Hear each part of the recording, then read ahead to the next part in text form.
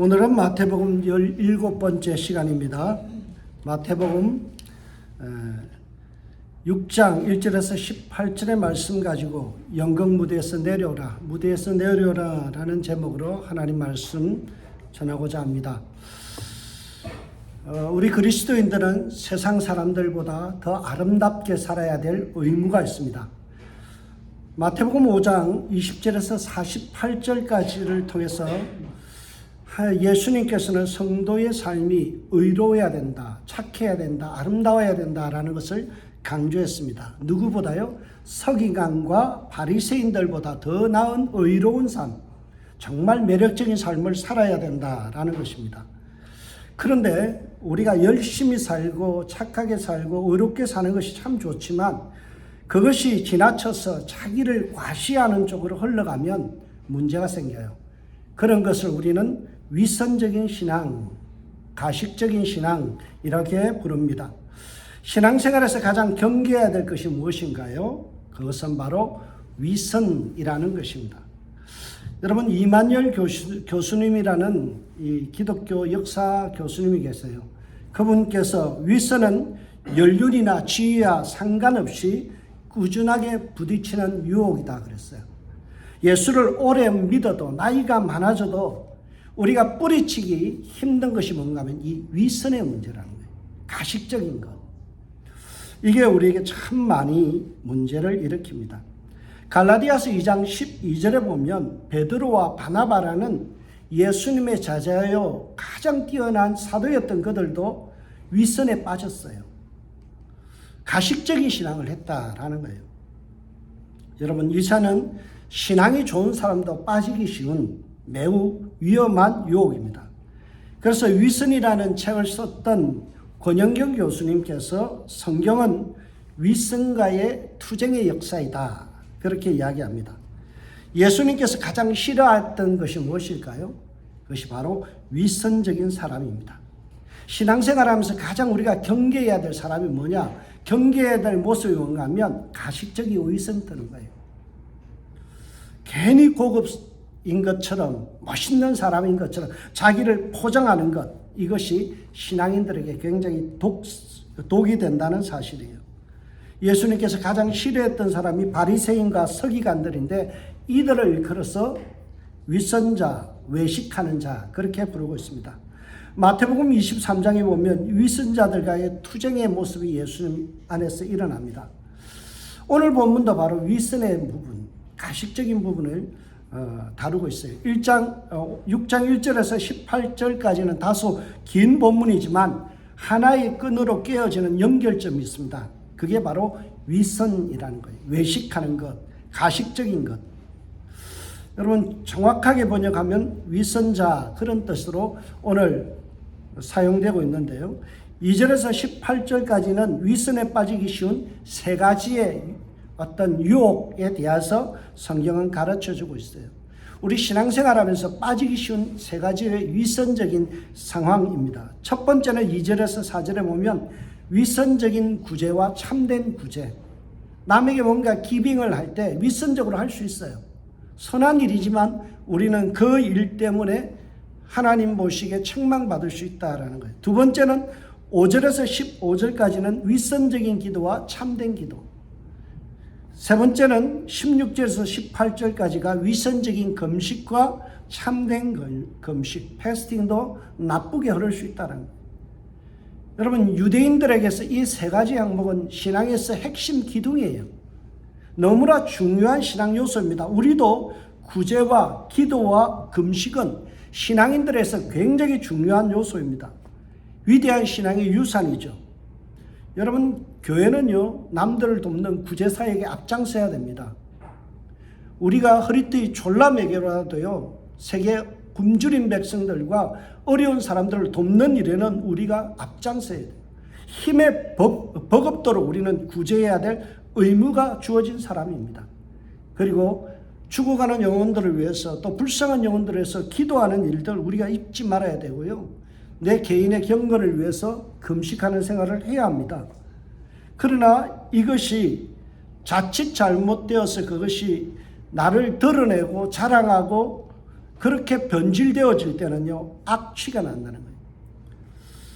영국의 최고의 문장가였던 셰익스피어라는 사람이 이런 말을 남겼어요. 장미꽃이 썩으면 잡초보다 더 흉한 냄새를 풍긴다. 여러분, 장미가 얼마나 아름답나요?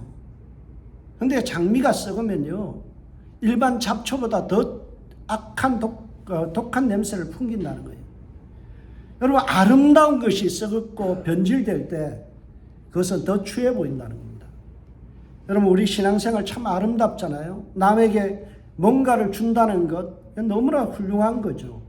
그러나 그것이 자기를 자랑하는 도구로 쓰여지고 이것을 드러내어서 자기의 신앙의 어떤 히스토리로 삼는다면요, 그것은 어떤 게 되는가 하면 장미꽃과 같이 썩어지면 더 독한 냄새를 풍긴다는 거예요.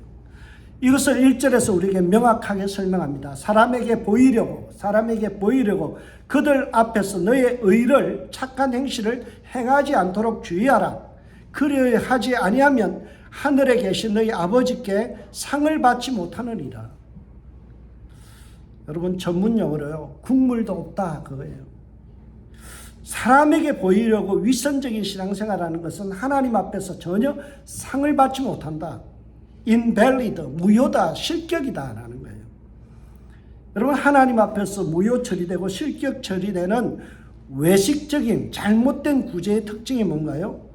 그것은 사람에게 칭찬을 구걸한다는 거예요. 내가 어떤 행위를 하고 나서 뭔가 사람들이 나를 알아주기를 원하고 나에게 참 좋은 사람이다 칭찬해 주기를 그렇게 바란다는 거예요. 외식하는 자가 사람에게 영광을 받으려고 갈채를 받으려고 사람에게 칭찬과 갈채를 받기 위해서 그 행위를 하는 거예요. 그래서 그의 마음속에는 뭐가 중심인가요? 주위 사람들이 나를 주목하는가 안 하는가. 내가 어떤 것을 남에게 줄 때 주위 사람들이 나를 알아주는가 알아주지 않는가, 여기에 굉장히 관심을 갖는 거예요. 그래서 내가 어떤 행위를 했는데 거기에 대해서 반응이 없으면요, 시험 드는 거예요. 내가 이런 걸 줬는데 왜 그걸 몰라주지? 감사하다고 왜 이야기를 하지 않지? 이러면 이제 섭섭해지는 거죠. 그걸 가지고 오늘 본문은 뭐라고요? 위선적이다. 1절에 보면 사람에게 보이려고 라는 말이 있는데요, 이 단어의 원뜻은요, 그들이 주목하도록, they will notice you. 그들이 당신의 삶에 대해서 알아차릴 수 있도록 한다. 나 좀 알아달라는 거예요. 선한 행위를 하면서 동네방네 알리고 싶은 거예요. 입이 건질거리는 거예요. 자랑하고 싶은 거예요. 동네방네 나팔을 불며 요란스럽게 하는 거예요. 성도님들에게 전해서 내가 했던 일들에 대해서 막 강구하기 시작합니다. 내가 이번에 이런 일을 해서 누굴 도왔어. 이런 도움을 줬어. 그런 걸 막 전하면서 자기를 과시하고 자기를 노티스, 알리는 거예요. 그걸 성경은 뭐라고요? 외식이라고. 잘못되었다. 하나님 앞에 그것은 상이 없다. 국물도 없다. 그렇게 이야기하죠. 어디서나 사람들의 갈채를 이끌어내기 위해서 소란스럽게 구제를 합니다. 그들은 어디에서 했다라고 성경은 말합니까? 회당과 거리에서. 여러분, 회당은 유대인들이 구제를 하는 공식적인 창구예요.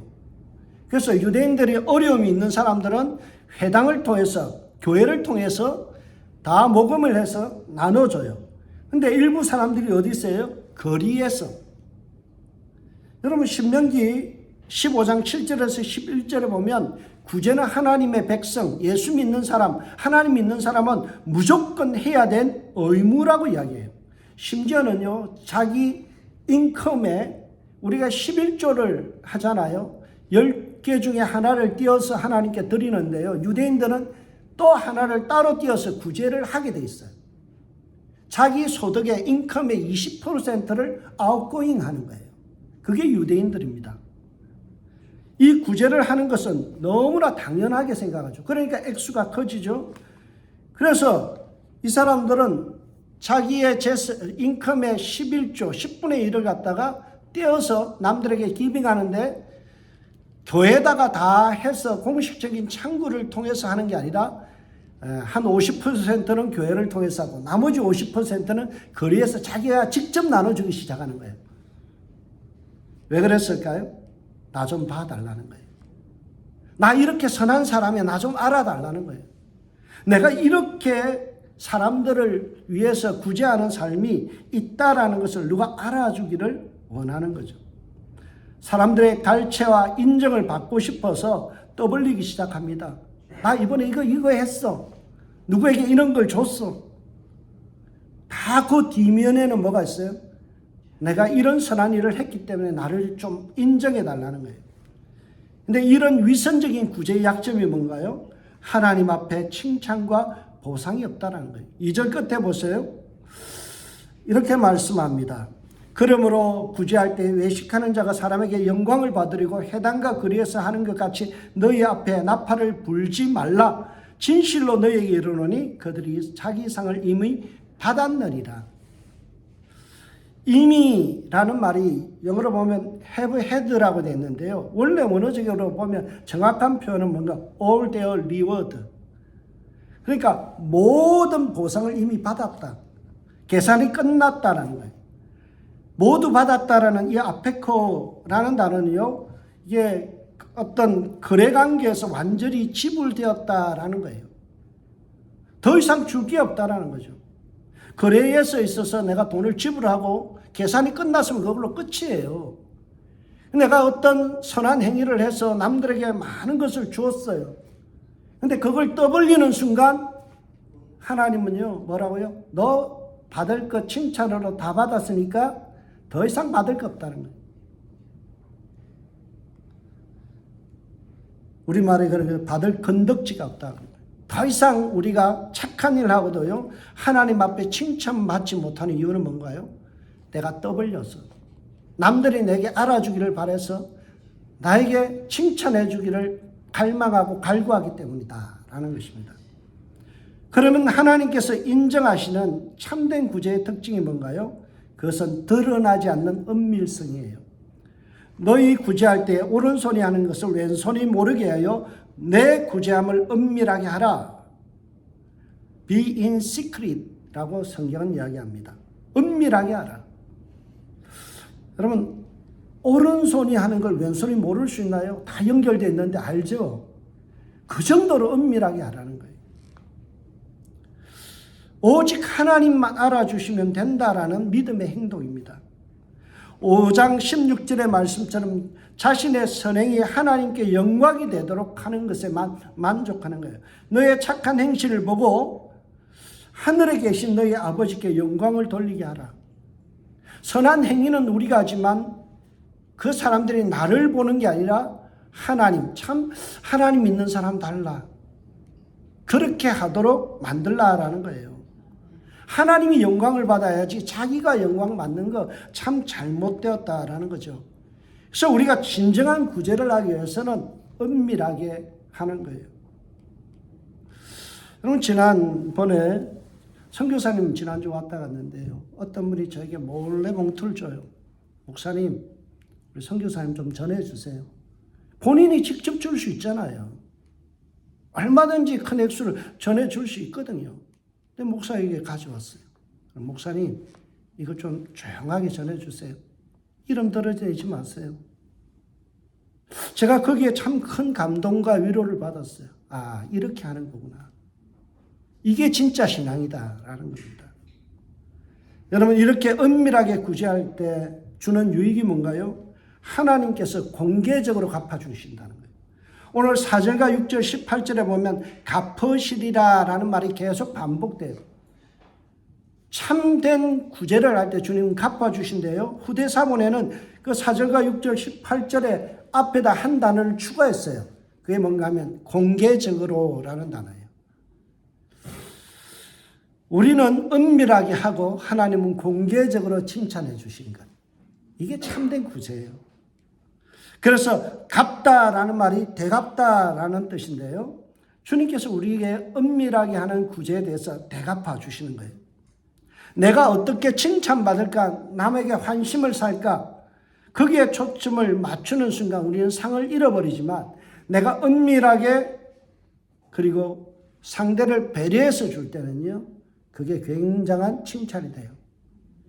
여러분, 우리 한국에 참 잘못된 문화 중에요, 고아원 같은 데 가면요, 그냥 라면 박스, 사과 박스 쌓아놓고 사람들 앞에 세워서 애들 앞에서 사진 찍잖아요. 그게 잘못된 구제예요. 여러분, 교회에서는 절대 그렇게 하면 안 돼요. 그 아이들이 받는 모멸감 생각해 보세요. 그 아이들이 받는 상처를 생각해 보세요. 전시횡령 아닙니까? 사람에게 보이려고 나 이렇게 잘하고 있어, 이거 자랑하기 위해서 아이들이 받는 그 상처와 그 모욕감을요, 우리는 생각지도 안 하고 막 해버리는 어른들이 있어요. 여러분, 교회는 조용하게 은밀하게 그렇게 구제하는 기관이 되어야 돼요. 교회는 앞장서서 힘의 버겁도록 우리는 구제해야 되고요.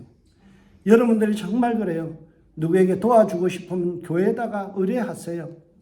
제가 조용히 전달하겠습니다. 그것이 아름다운 거예요.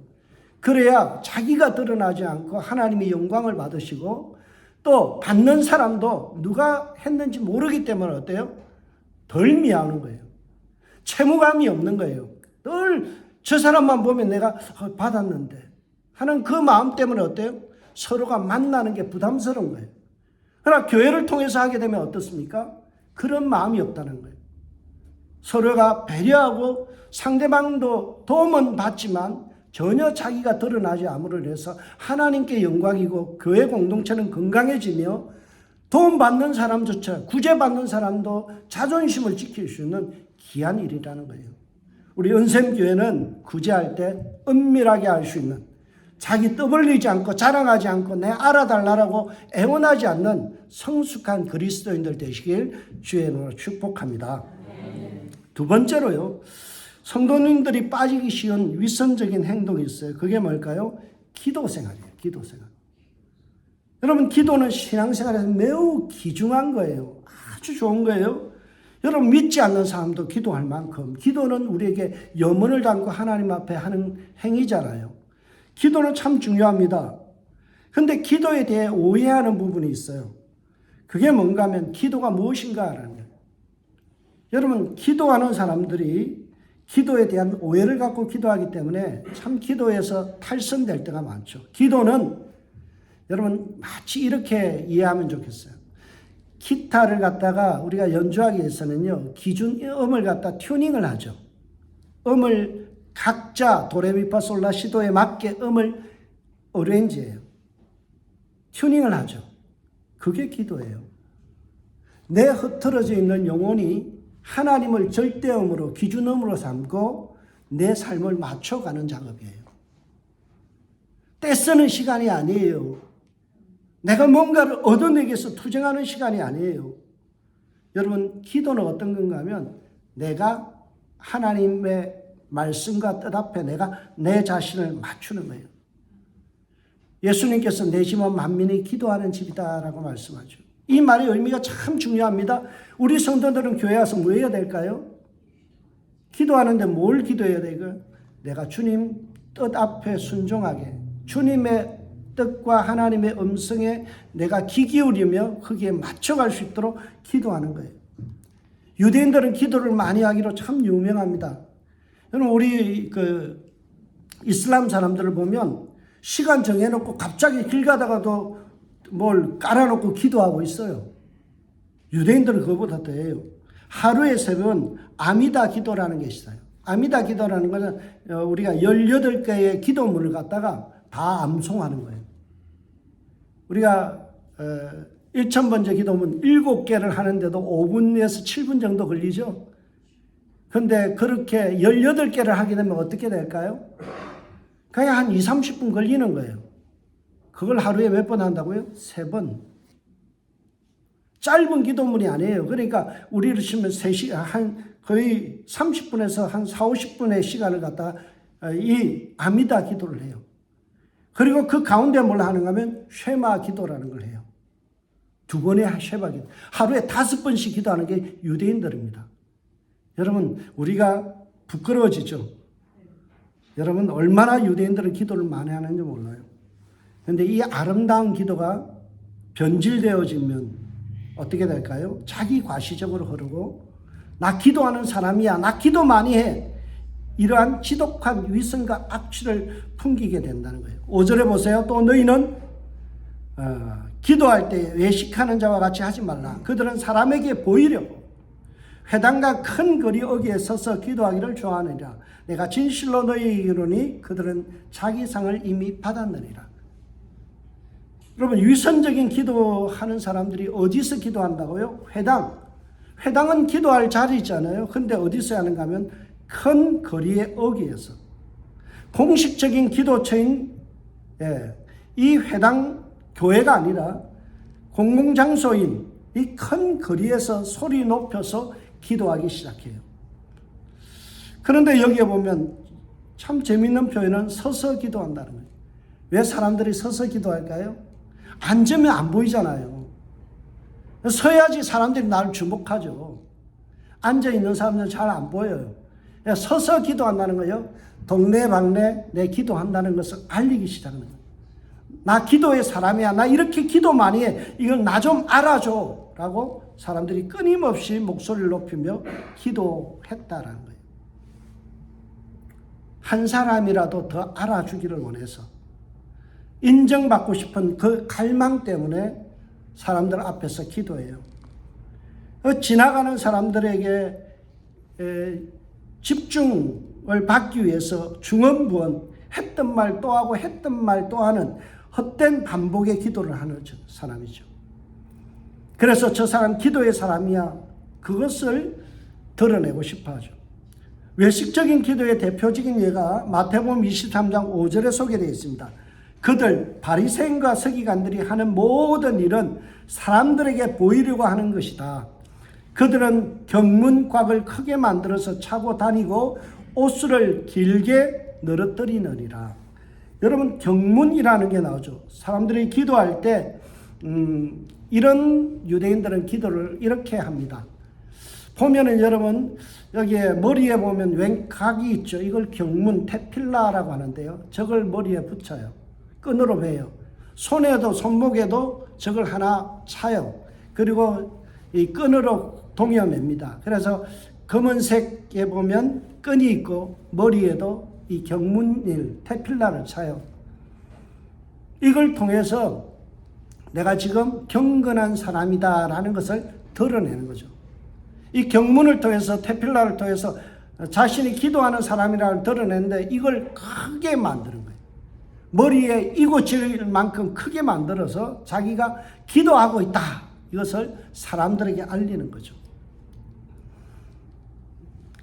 여러분 유대인들은 13살이 되면 저런 테필라를 차고 기도하는 것이 일반적입니다. 그러니까 저런 모습을 통해서 우리는 끊임없이 뭘 이야기해요? 나 경건한 사람이야. 나 기도의 사람이야. 시선을 끌고 싶어 하는 거예요. 이렇게 외식하는 기도, 위선적인 신앙생활이 몸에 배이기 시작하면 예수님께서 그들을 향하여 7번이나 바리새인들에게 하신 말씀이 있어요. 그게 뭔가 하면 화 있을진정. 그들에게 심판이 있다라고 말씀하죠. 이런 기도의 생활에 대해서 예수님은 참된 기도가 무엇인지 오늘 본문을 통해서 가르칩니다. 6절에 보세요. 너희가 기도할 때 골방에 들어가 문을 닫고 은밀한 중에 계신 내 아버지께 기도하라. 은밀한 중에 보시는 내 아버지께서 갚으시려. 여기에 2번이나 반복되는 말이 은밀한 중에. 여러분 우리의 기도는 은밀해야 돼요. 남들에게 떠벌리고 자기 자랑하기 위해서 기도하는 게 아닙니다. 그래서 어디에 들어가라고 이야기하는가 하면 골방이라고 이야기합니다. 근데 골방을 정확하게 표현하면 뭔가 하면 저장실 이런 뜻이에요. 저장실에는 잠금새가 있습니다. 자물쇠가 있어요.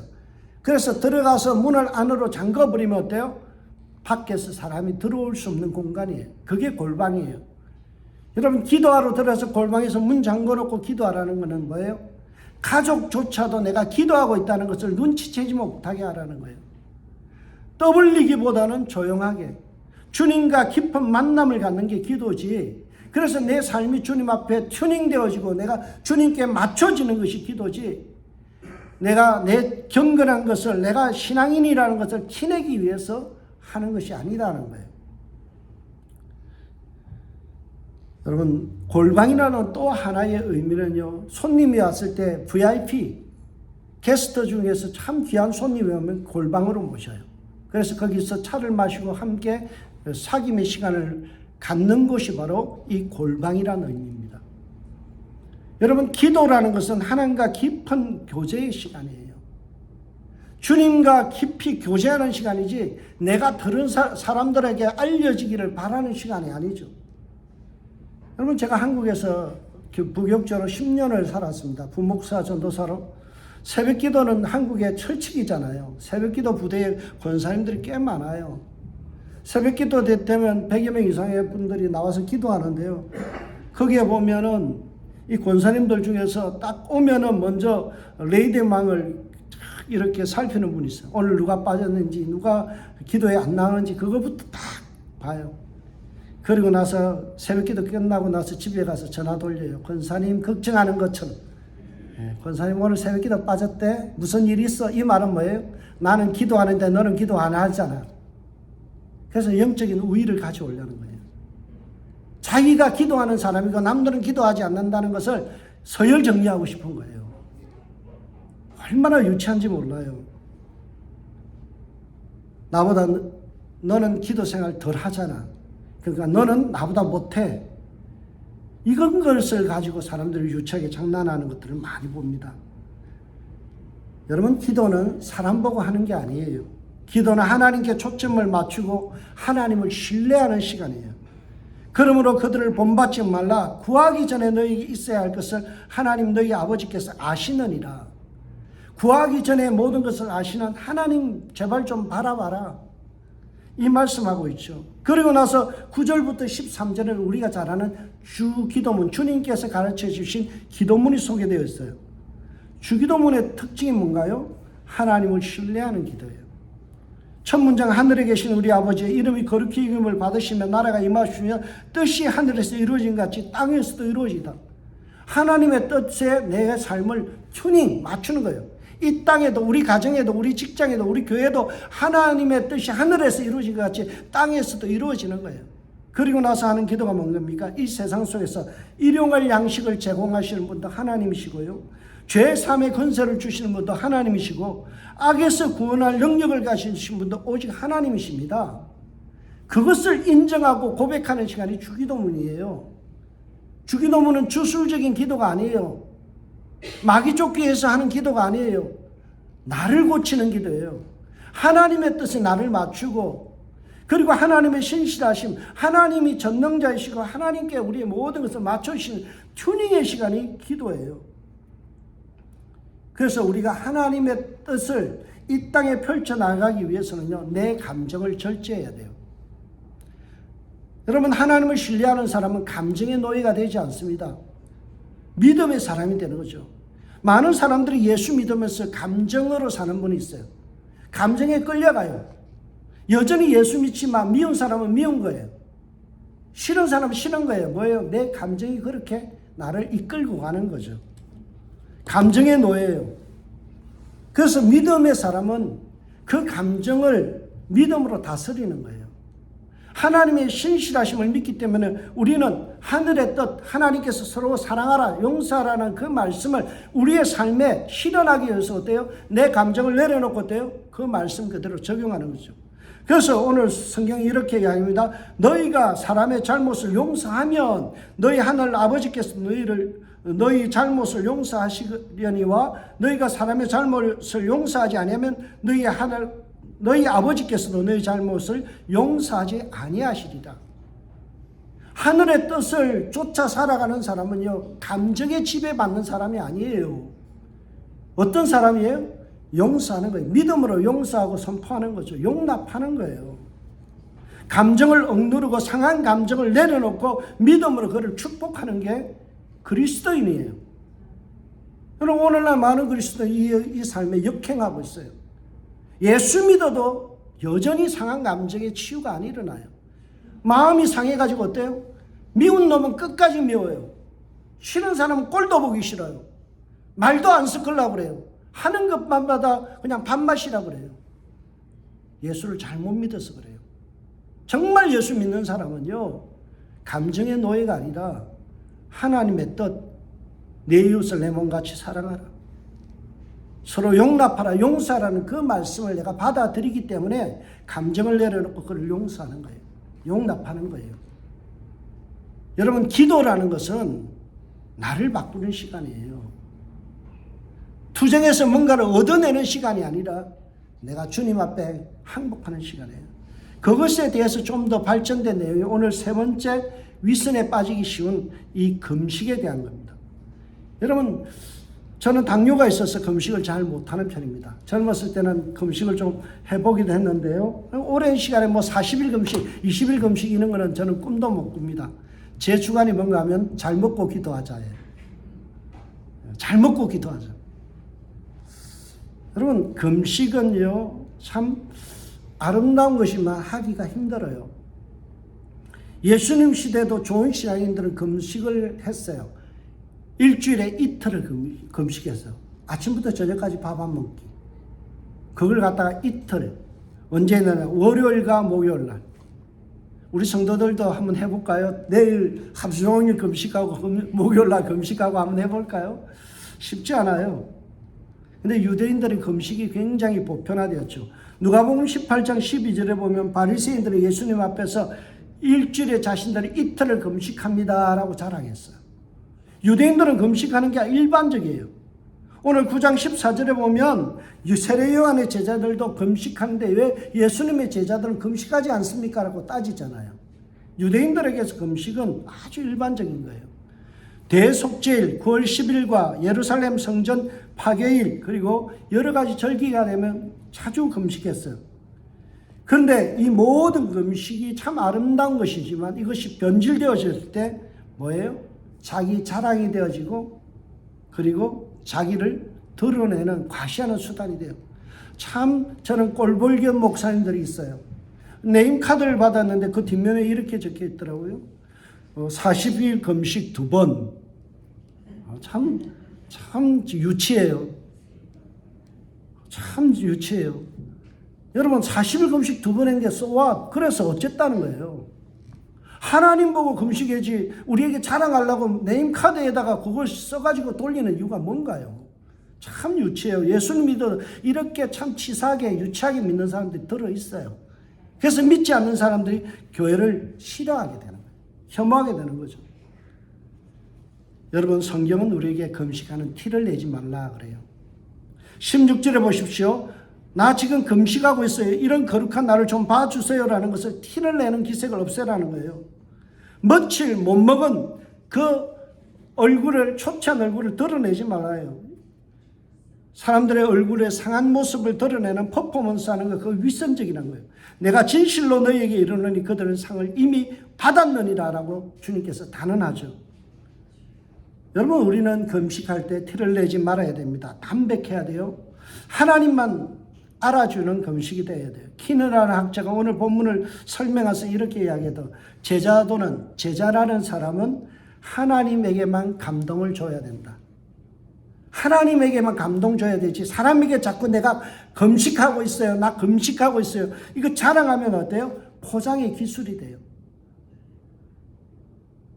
여러분, 늘 제가 그러죠. 다시 보자 조명빨, 확인하자 화장빨. 여러분, 사람들이 자꾸 어때요? 포장의 기술에 너무 자신을 드러내는 거죠. 예수님은 사람들이 내가 금식하고 있는 것을 알아차리지 못하도록 은밀한 가운데서 머리에 기름을 바르고 얼굴을 씻으라라고 제안을 합니다. 이렇게 티를 내지 않아야 은밀히 한중에 보시는 하나님께 감동이 되는 거예요. 여러분, 금식은, 기도는 무엇인가 하면 하나님 앞에 항복선언이에요. 많은 사람들이 금식하는 이유가 뭐예요? 내 어떤 기도의 제목이 있으면 그걸 받아내기 위해서 때를 씌우는 시간으로 생각해요. 밥을 굶는 것이 목적이 아닙니다. 저는 미국 가서요, 금식을 여러 가지를 배웠어요. 이 여러 가지 커피 금식도 있어요. 내가 좋아하는 커피를 끊고 일주일을 금식하는 거예요. 그게 커피 금식이에요. 미국인들 이런 금식 많이 해요. 그다음에 다니엘 금식. 다니엘은 어떻게 해요? 예, 산의 진미를 안 먹고 채소만 먹었잖아요. 채소안의 것을 먹고 금식하는. 우리 말이 안 되는 것 같죠? 그게 맞는 거예요.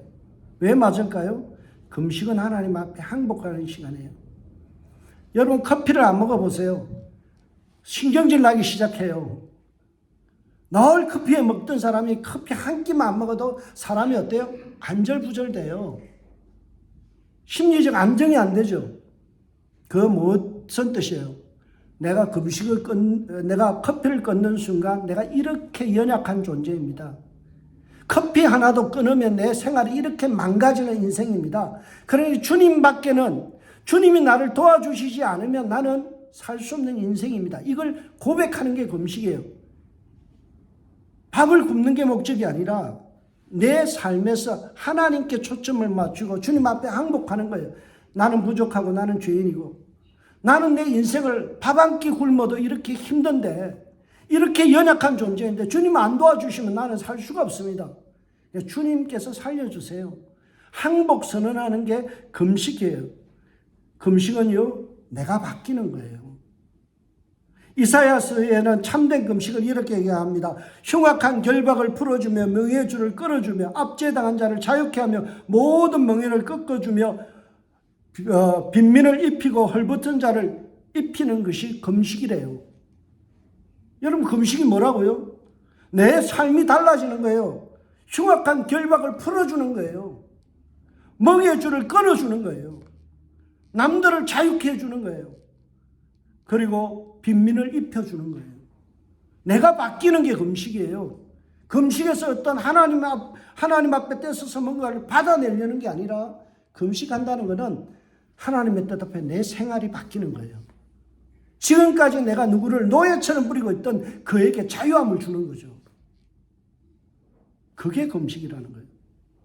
금식은 내가 하나님 앞에 압도당하는 시간이에요. 나의 권리와 나의 소유를 포기하고 하나님이 기뻐하는 삶으로 내 삶을 전환시킨 트랜짓하는 거예요. 이것이 항복선언이요 진정한 금식이에요. 여러분 그래서 우리는 위선에서 벗어나야 합니다. 여러분 위선이라는 헬라어의 뜻은요 이런 거예요. 가면을 벗다라는 거예요. 위선, 가면을 쓰다라는 거죠. 그래서 그래서 연극 배우 가면 이 뜻이 바로 이 위선이라는 단어예요. 그래서 우리는 뭘 해야 될까요? 신앙의 화장바를 지워야 돼요. 우리의 생얼을 보여야 돼요. 하나님 앞에서 우리의 꾸며진 모습이 아니라 있는 모습 그대로 순수한 모습 그대로 그걸 드러내는 게 기도고 금식이에요. 예수는 위선의 대명사인 바리새인들에게 이렇게 말씀합니다. 소경된 바리새인들아 너는 먼저 안을 깨끗이 하라. 그리하면 겉도 깨끗하리라. 속부터 좀 깨끗하게 만들어야 돼요.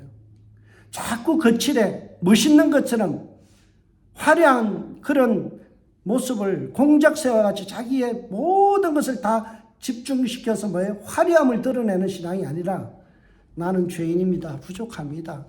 그럼에도 불구하고 하나님이 나를 쓰시네요. 하나님 참 감사해요. 나 같은 사람을 써주시니 이 옆에 있는 사람 저도 저 인생이 얼마나 존귀한 사람이고 귀한 사람입니까? 나를 써주신 하나님 저 사람도 써주세요. 그에게 자유함을 주는 거예요. 그가 일어설 수 있는 용기를 주기 위해서 구제하는 거예요. 그를 위해서 중보하는 기도를 하는 거고요. 그를 용납하지 못하는 나의 뒤틀린 심보를 가라앉히기 위해서 금식하면 내가 주님 앞에 뜻을 굽히는 시간이 금식하는 시간이에요. 여러분 성도는 이 윗선에서 벗어나야 합니다. 윗선의 무대에서 내려와야 돼요. 자꾸 가면 무도회 하지 마세요. 교회 하세요. 담배 피워도 됩니다. 술 마시는 건 문제 아니에요. 그게 구원과 직결되지 않습니다. 마치 담배 안 하고 술 안 마시면 거룩한 것처럼 착각하지 마세요. 그거 하면서 속이 완전히 시커먼 사람들 너무 많아요. 있는 그대로 내 모습 이대로 주 받으옵소서. 못나도 돼요. 꾸미지 마세요. 가식적으로 드러내지 마세요. 주님은요, 수가성의 여인도 용납하셨고요. 결혼 5번, 6번 한 그 여자도 주님께서 받아들이셨어요. 현장에다 간음하다가 잡혀온 여자도요, 모두가 돌을 들러 치려고 할 때 주님은 그 있는 모습 그대로 주님 앞에 나왔을 때 받아줬어요. 우리는 교회가 자꾸만요 오면은 형식적으로 화려해지려는 이 잘못된 습관 때문에 우리의 삶이 변화되지 않는 거예요. 우리는 있는 모습 그대로 받아들이세요. 그리고 서로를 용납하고 용서할 수 있는 진실한 신앙인이 되시길 주의 이름으로 축복합니다.